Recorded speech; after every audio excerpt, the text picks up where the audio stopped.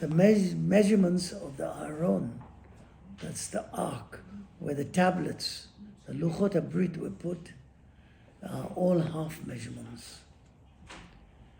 The Aron represented the Torah. So the measurements were half measurements. 2.5 by 1.5 by 1.5. All half measurements. There are many things we can learn from this. Since the Aron represented Torah, the study of the Torah, a man has to understand that for the study of the Torah, he should never be satisfied with what he's learned. He always has more to learn. He's only half there. Another half is still missing.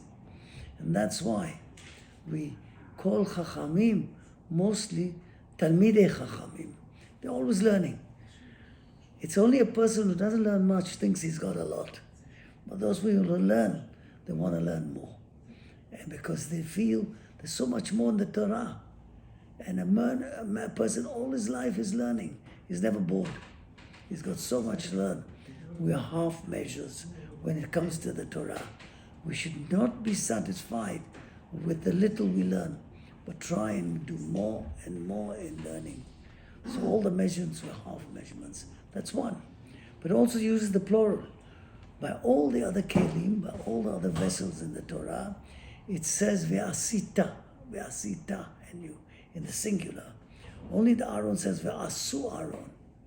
That when it comes to Torah, the Torah was given to all the Jewish people together. When we said Na'aseh Nishma, when we accepted the Torah together, there must be a unity. We need each other for Torah. We shouldn't feel that we are complete. We need, because there's always an input from someone else. And always try to learn the chavruta in a shiur, because that's when you develop, because you get new ideas by listening to the other party. The Torah is half.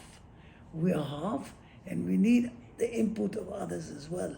And that's why Beit Hillel, the lachas like Beit Hillel, because he always heard over before he decided his own, before he set out his part.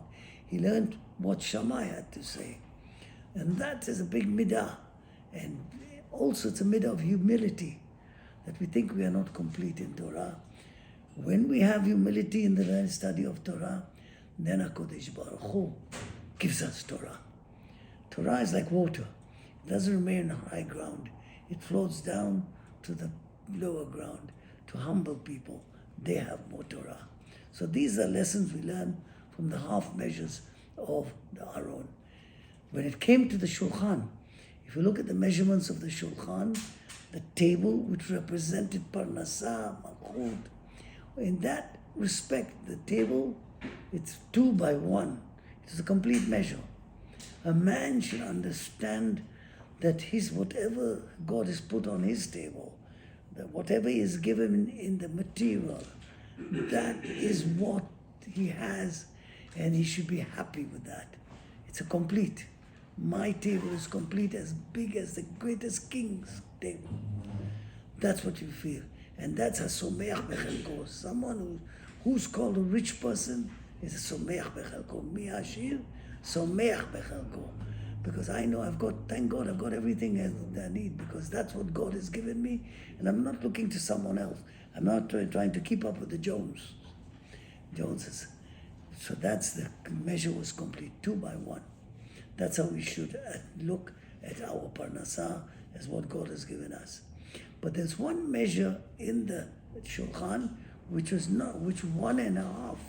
Wasn't 1 amad, wasn't a complete measure. The height. And we want to add on it, we want to say like this.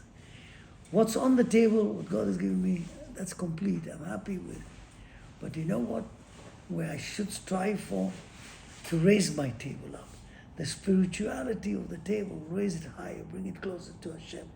So when we sit on the Shabbat table, or any table we sit on, we say Divrei Torah, we should think of thank God for what is it, and make our table spiritual. Raise it higher and higher. For that, we shouldn't be satisfied. That's why it's half a measure. Shabbat Shalom.